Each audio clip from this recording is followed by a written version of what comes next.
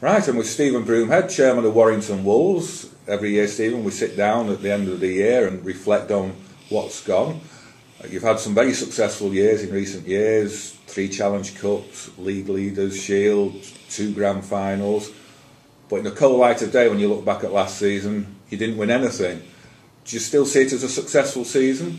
I do, actually. It was a successful season. It's true, I mean, we got to the Grand Final disappointingly, and the injuries we had in that final, that disrupted our momentum when we were winning so well at half-time, and we got to the semi-final of the Challenge Cup. But overall, it was a good season. It saw the transition of a number of players. We've also done things off the pitch. The World Cup in Warrington, I think, was an absolutely massive success. We hosted 2 sellout games. It generated £2 million into the economy. So the club is doing its bit as a community-based club for the economy. But overall, I'm not disappointed. I don't think Tony Smith and the team were disappointed overall by the consistency in our performance, and we are looking to build on that for next season. And what's your view of Super League as a whole? I mean, there was the meeting where 6 teams, including Warrington, walked out and got a bit of criticism for that. What is your view on the structure of Super League and how it's moving forward? I mean, it's still under discussion. There are meetings to take place before Christmas. From my point of view, I want to see a Super League that's more competitive, a Super League that operates on a more commercial basis, a Super League that can attract more fans to watch the game. The World Cup's done a good job in that, in sort of boosting the profile of rugby league in places that's not been there before. So we await those discussions. It's not just simply the issue of whether you restructure the Super League from 14 to 12 and promotion and relegations. There's some important business and sporting principles behind the discussion we want to have. Do you fully support the expansion of the game and continuing to pump money into the south in London and keeping the London flag flying and overseas in France?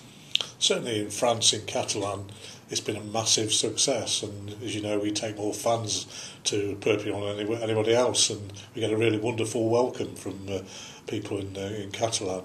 In London, I think it's been a more challenging scenario. Do I support a continuation of a club in London? I do, but it's one that must stand on its own 2 feet. It's got to be one that's again competitive and one that adds to value rather than just expanding rugby league for rugby league's sake in the south. So I'm a believer in expanding the game, as long as it operates on commercial and competitive lines. But is there enough money to go around in the game? At the moment, the game has financial challenges. Warrington, we have our own financial challenges, but not of the same order as some of the other clubs. And that's one of the reasons why the Super League clubs have been meeting to look at how we can improve the whole commerciality and the sponsorship of the sport. And that's why those discussions will continue to move forward. It must have been very disappointing last season that the main competition didn't even have a title sponsor. No, that's true, but look at what we've done at Warrington Wolves. We've managed to get Emirates onto our shirts, and we had a long-lasting relationship with Emirates. So we're now in the same league as Formula One and as some of the major European football clubs. So to have Fly Emirates associated with Warrington, we are now part of a global brand, and that says something, I think, about the business acumen that's shown by Andy Gatcliffe and other key members of the club, as we continue to build this club, not just from a playing point of view, but something that can stand on its own 2 feet commercially. We do not want to go back to the bad old days of the 1990s when we were almost passing the hat round to keep the club in business. Now, looking to the future and looking at the team in general, you've lost some really key players from last season with your Adrian Morleys and your Lee Breers. I mean, the Lee Breers one was an unexpected one as well because he was in your plans for this season. Some people might say you haven't strengthened your team enough for next season. Been 3 new good signings, Big Roy, Matt Russell and Anthony England, who looks like he's carved from granite. So there have been 3 new signings which will add, I think, to the bulk of the squad. But I've done these interviews before, Gary. I've told you the investment we've made in youth development has been one of the club's key priorities. We will compete extremely well next season in Super League. And also remember, other clubs have lost key players, some to Australia. We're not the only club to have lost players. We've lost players in a very planned way.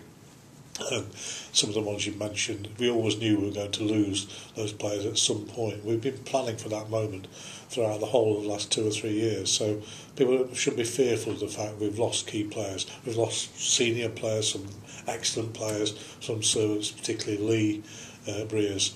And we were not surprised that Lee was going to hang his boots up at some point because of the injuries he's sustained over a number of periods of years. But we have a planned approach to this, and we have made the right sorts of investments.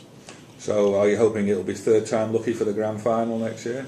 Of course, and we set our ambitions. I used to say to you, Gary, I want to finish in the top 4, but we now have a position where I can say to you we want to be in the grand final. Our ambition is to win it, and we want to be back at Wembley again. And is it important to finish top of the league? I think it is important to finish top of the league. As you know, we've had issues around club call and whether or not we support that. It is a strange arrangement, I think, club call, and hopefully some of the discussions we'll have as part of the overall restructuring of Super League will take into consideration whether club call does add value to the sport or not. I think it's fair to say that your coach doesn't buy into it. Tony is a man of principle. We very much respect that. He doesn't buy into it, and it's a conversation we've had, and I'm very respectful of his position. Okay, so hopeful of silverware for next season? Not hopeful, Gary, expectant. Okay, on that note, good luck for next season. Thanks again for all your coverage and support from Warrington worldwide, and I thank you for all you've done for the club, and in particular wish Warrington Town are runaway leaders in the domestic league. I notice every success for the rest of this season and see in a higher league next year. Well, hopefully we'll have 2 great sporting success stories to talk about. Hope so, Gary. Okay, cheers, Steve.